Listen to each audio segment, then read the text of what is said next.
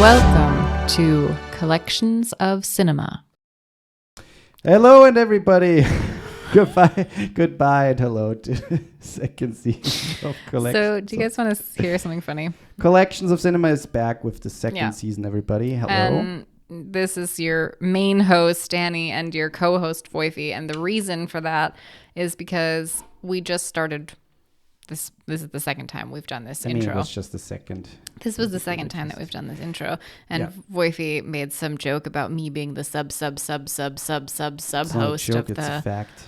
the podcast, but Mr. Host didn't even press record.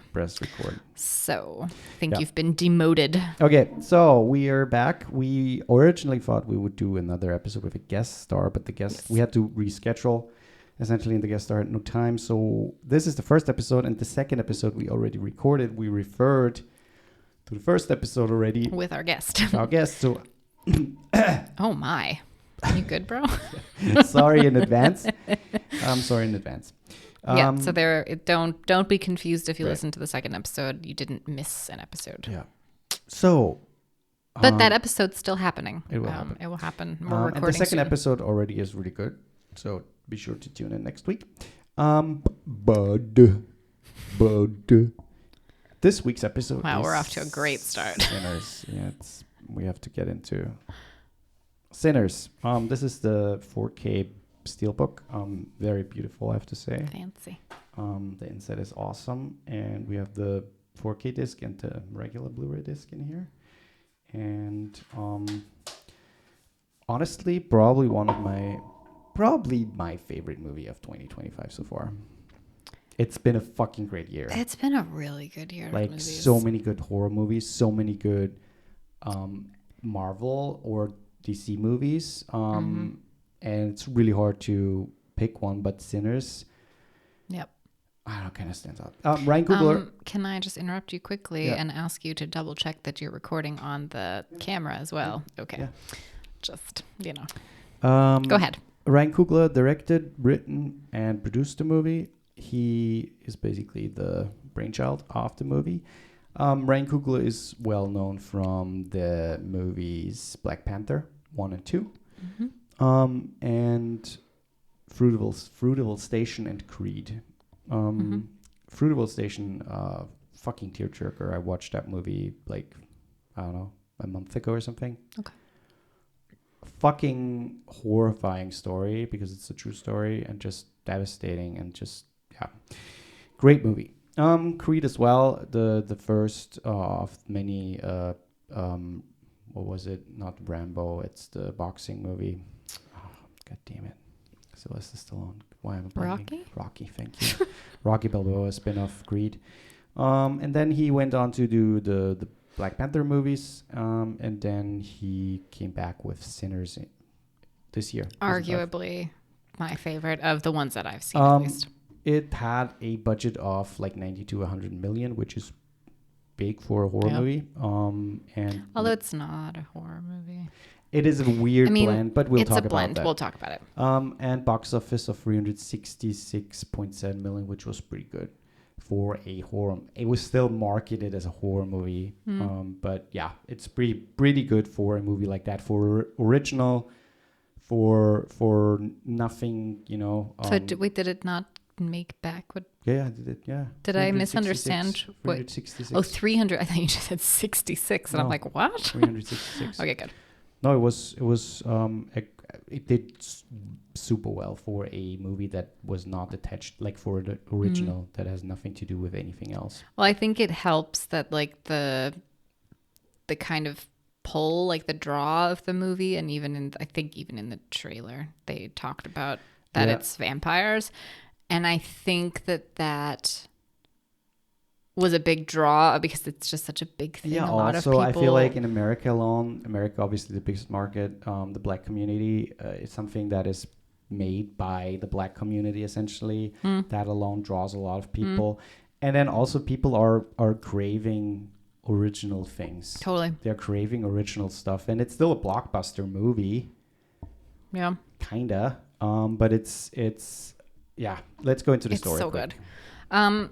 Essentially, twin brothers are trying to get out of their troubled past and somewhat start over, but still kind of shady a little bit. I mean, right. It's 1932. They come to their hometown again. In Mississippi Delta somewhere. Yeah. Clarksdale. But they come back from Chicago. From Chicago, yeah. And they've where they become made some money. infamous for a lot of, like, for crime and for... they worked for a crime syndicate there and made a ton of money. And they come back with that money. Yeah. That's the setup, I guess. The twin brothers are played by Michael B. Jordan. He plays both, and he's fucking brilliant, as always. But especially in this role, he's so good. First, like, third of the movie, or maybe almost half of the movie, the first half of the movie is essentially just them dealing with being back there, trying to get all the people together to open this mill for a music life thing for the black community there, for essentially for slaves, because the slavery is still going on, obviously. And that's basically first half of the movie. Yeah. And then once the sun's starting to set, there's this little side story, where this tribe, Native American tribe, I guess, is hunting someone. They're on horseback and they're chasing someone who's on foot. They have a car too. This man just enters a home of two hillbillies or of two he knocks members. on the door of these two you see very quickly that they're clan members, and is pleading them to let him in because he's being chased, and he looks like burned, so it looks as if he's been tortured. Right. And me going into this movie, I didn't know anything about it the first time I watched it, and I'm so glad that I didn't. It's weird because it felt like so much cooler. Little sidebar: the movie is called Sinners, but in Germany, it was marketed as Blood and Sinners, which kind of gave a lot of wings away in a way. You think so? Yeah, I feel like blood. I think it's weird to add that because if you're still gonna have the word sinners in it, then just call it sinners. Right, makes no sense. But he turns the clansmen, the two people. Yeah. For those who don't know, if you're a vampire, you have to be invited into a home. That's what I liked about the movie. And There's a lot of lore surrounding the vampires, and I love that when they cannot enter your home unless you or any room unless they're invited. And because that makes the house or so building. I should say building. Right. Yeah, but I meant building. Yeah, but I like that because that makes them obviously they're basically undefeatable because they can withstand almost everything. But there's little things obviously that make them killable, or at least you have a little advantage. And one of them is being in a house, and you can't, if you don't invite them in, they can't enter that house. But you also have to be careful not to let any part of you exit the house. So like if you extend your arm outside of the house, that's fair game. Yeah. So yeah, basically those three vampires now approach the joint where the club scene is already buzzing. Yeah. This is, by the way, already like so far into the movie. That's something I really like about it, that it's such a slow burn and there's so much buildup, but the buildup is it's just like a drama. You're watching a drama. It's a drama. It's a gangster movie. There's so much black culture, like with the music alone. And there's so much story. There's so much character development in that time. And you're already halfway through the movie, if not a little more, before anything even starts. Yeah. But yeah, basically the vampires try to enter that venue, and slowly one after the other convert more people. Yeah. And then get to one of the They twins. finally get somebody in. And at some point, a woman lets the vampires in. And she's so badass. Can we talk about her? She's so cool. The Asian. Yeah, she is like a shop owner of like the grocer in town, and with her husband. Yep. And her husband had already left the building because he was going to go get the car so they could go back to their daughter. Yep.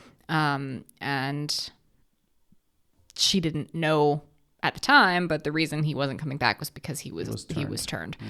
And at some point they figure out, and there's like maybe 5 or 6 of them, something like that, left in the house or in the building. And she's so fed up because this vampire comes, like the lead guy comes to the front door and he's talking to them, trying to get them to let him in. And he starts like talking to her in Mandarin, I think. And because he basically by turning the other guy, he knows all of his Right. like memories and everything about him. And then he starts talking about her daughter and how he's gonna go get her daughter and all that. So she's just like pissed. And at some point she just loses it, and they're all in the house trying to plot their strategy of what they're gonna do. Yep. And this chick just screams at the top of her lungs that they should come in. She's like, come on in, basically, like, fuck you guys. Yep. And that was their invitation. Yeah, and then basically there's a fight, and yeah, the thing is, I mean, The fight was so good. don't really go into the thing, but there, like once nightfall hits, the movie, it turns into a horror movie, and then at the end there's a little action as well. But it's always at the core, it's always a drama. Absolutely, yeah. There is a lot of Black history in terms of music in there, and it's just, there are some scenes. One of the scenes that is like probably one of the best scenes in recent history in cinema 100%. is a scene where one of the younger man, who is also like the main guy, essentially He's their cousin of the brothers, who plays music, is starting to play a song. His voice too, my God, so good. All of like Black culture music essentially kind of chimes just in people, from I mean, past people of and color in future. general. It's so cool. Like you have all of the sudden the tribe people dancing and be like dancing to the drum beat, and then all of a sudden you have a DJ, and then all of a sudden you have hip hop and rap And like it's, electric guitar, and it's all mixed in, and it's just this one shot like going through the whole fucking scene. People are dancing and vibing, and it's so chaotic because it doesn't, like, none of the music matches up, so they don't try to make it match up, but it works. It works so well. It's so crazy. It's so well done. It's such a cool shot. Yeah. Yeah, it's a brilliant movie. Yeah. Brilliant story, brilliant writing, score. The score, we have to talk about the score. Ludwig Göransson, obviously already known. He is an Academy Award winner. He's known for Tenet, Sinners, Turning Red, Fruitable Station, Wakanda Forever, Black Panther 1, Creed, Venom. At Oppenheimer, like ton of credits already for insane movies, and Sinners, I feel like that's his best work to date. Like that soundtrack, you can just listen to it. It's so good. And then not only the soundtrack, but then also the score, obviously the score, and like score and soundtrack are so fucking good in that movie. Like that movie lives through the music, and it's just 100%. So fucking good.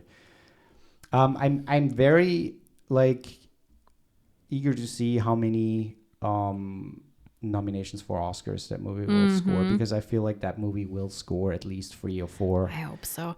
I really want the actress who played Ruthie, the wife or the ex-wife of Smoke. I think it's Smoke. Yeah. I want her to win something. Yeah. Because she was so brilliant. I loved her character so much. Wasn't it Annie? No, sorry. Ruthie. Really? It says Annie here. What? Annie Smoke's estranged wife and a hoodoo practitioner. You mean her, right? Yeah, but why does it say Ruthie here? In IMDb it says Ruthie. Or am I looking at the wrong It says person? Annie. It's Wunmi Mosaki. Okay, weird. My IMDb lists someone as Ruthie. Maybe it's wrong, but it says Annie here. Yeah. Either way. Yep. Yeah, either way.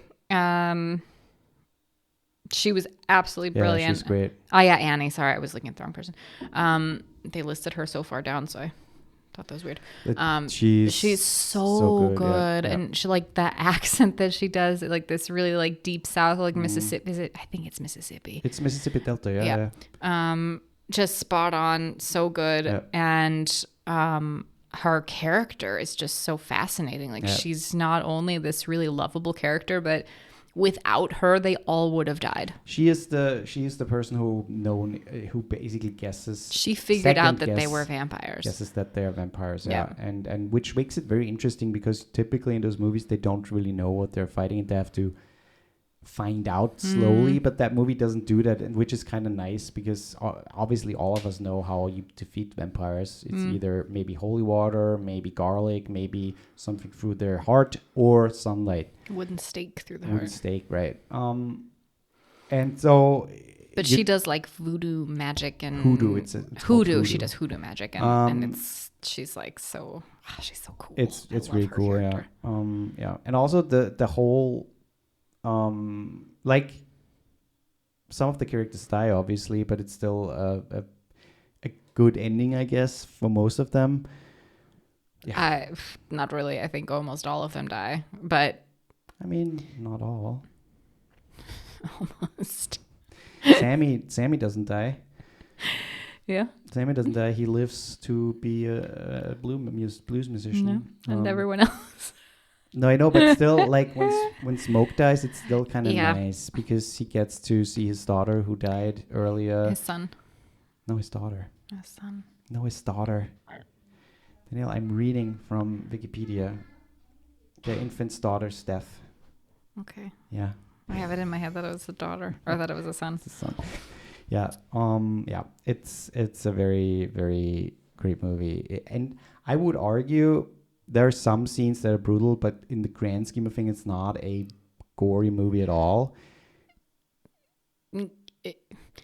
Yes and no. It's once the vampire stuff really starts, like that final battle, it's pretty brutal. But it's not as like it could be more brutal. It could be way more gory, but it's still in a like you could watch that movie if you're not a big fan of horror movie or gore in general. You could still watch that movie because it's a small amount in the grand scheme and it's not as bad, I would say. Yeah.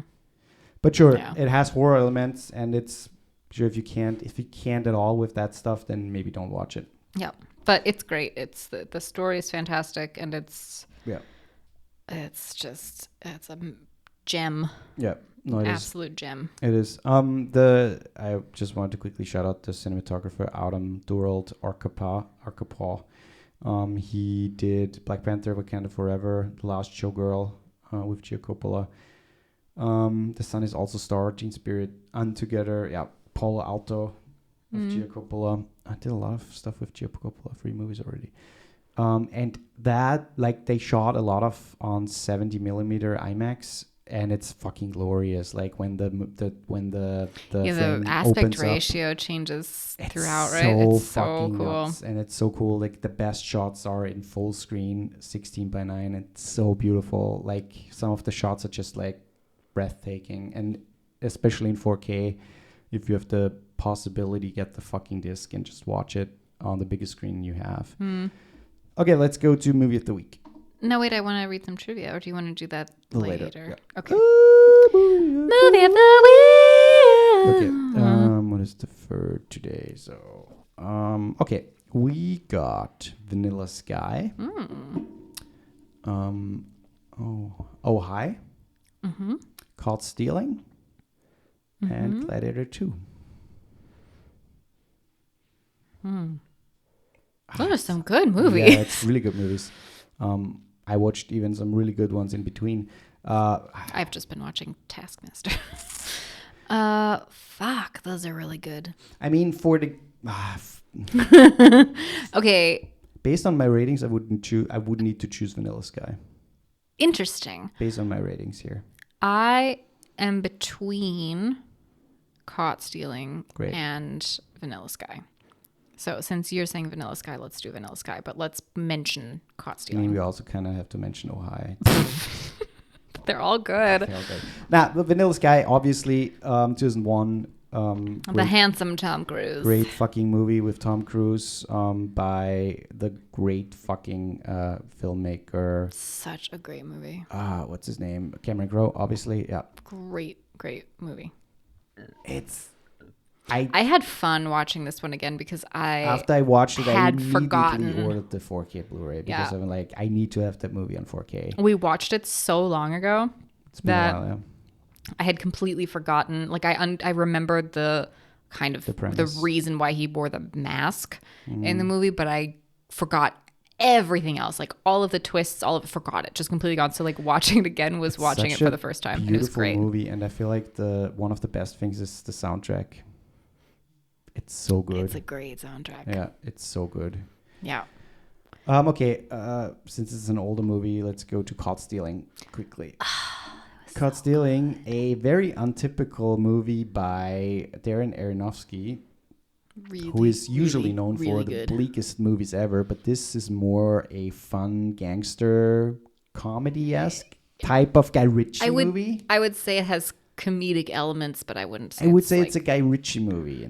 It felt like a Guy Ritchie movie. Like Snatch, or even The Big Lebowski is in it a little bit. A little bit, yeah. But it's very typical of, I would say the closest movie that comes to that is Lucky Number 11. It's very typical of, hey, this guy gets mixed into something that he's not really part of and has to kind of not only face his demons at the same time, but also try to face the demons that are really there. Yeah. Try to hurt him. Yeah. And the people surrounding. Yeah. Yeah, it's a very fun movie. Great really, cast. Really good. Austin Butler, Zoe Kravitz, phenomenal. Regina King, Matt Smith, Liev Schreiber, Vincent D'Onofrio. I mean, come on. Although I have to say, Bad Bunny was so good in that movie. I have to say, Matt Smith was so brilliant, and he had not enough screen time. Yeah, he was too little. I mean, I feel like for the character he was playing, it was an adequate amount of screen. Like it worked for the character. You didn't need more, but I wanted more of his character. He was so good. Yeah, it's based on a book, so it's not an original. And again, the movie doesn't make you feel like shit afterwards. It's a fun watch. You actually feel pretty good at the end of it. It's thrilling. It's actually very not only entertaining, but you will try to, like I was on the edge of my seat in a couple of scenes because it's stressful. There's some pretty gory scenes too, and where you're like, ooh. And that as well. Yeah. But it's overall, it's just fun watch. So good. It was so good. Really highly enjoyed it. Okay, let's go back to Sinners. Do you have some trivia? I do have some trivia. Okay. So Remick, who is the Irish vampire, the lead great. guy. Fucking phenomenal actor. In his character mentions how Christians, quote, took his father's land. Yeah. Given that he's Irish, this would mean that he was alive before the island was fully converted to Christianity, putting his mortal life somewhere between the 5th and 7th centuries, making him at least 1,300 years old. Oh, wow. That's cool. That's really cool. I just thought that was cool to know how old he actually was. Do you have trivia? Are you not looking at trivia? No. Oh. The same guy. He signed on to, he was so good in that movie. He signed on to do it after only getting to read the script one time because he saw that he could sing Irish folk music in the movie. Oh, yeah. And that was a dream come true for him. He's great. He's also in 28 Years Later, and then also in 28 Years Later, The Bone Temple. He's a great fucking actor. He's just a chameleon. He disappears in the roles he plays. Yeah. Oh. Christopher Nolan and his producing partner and wife, Emma Thomas, assisted in shooting with 65 millimeter film. Oh, that makes sense, kind of. That's cool. Kind of makes sense. He's one of the basically experts nowadays in shooting 70 millimeter IMAX. Yeah. You'll like this. Director Ryan Coogler says that he had the American heavy metal band Metallica on his mind when he was laying out the story's rhythms and beats. I wanted the movie to have the simplicity and simultaneously the profound nature of a Delta blues song, but I wanted it to have the contrast variation and the inevitability of a great Metallica song like One, he says. I can see that, yeah. Those songs also always or sometimes really start slow until the end, and then it builds and builds and builds, and then it just, I can see that. Yeah. All of the trivia is like paragraphs long, so I probably won't find any more right Letterbox Reviews. I have a fun one. Okay. Finally, they cast Michael A. Jordan in something. Because he's a twin. Nobody's ready for how much talk there is about eating pussy in this movie. That's true. There is a lot of talk about eating pussy. Talk a lot about eating pussy, and there's also very blatantly, not subtly. Yeah. There's also an eating pussy scene. That's true. Yeah.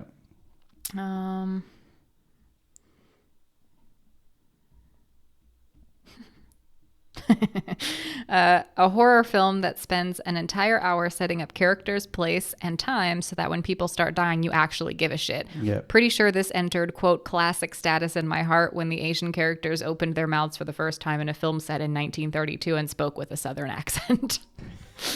That's a good one too. Standing ovulation. I mean ovation. I didn't know that I was starving till I tasted you. It's a quote from the movie. Standing ovulation. Yeah. It's really good.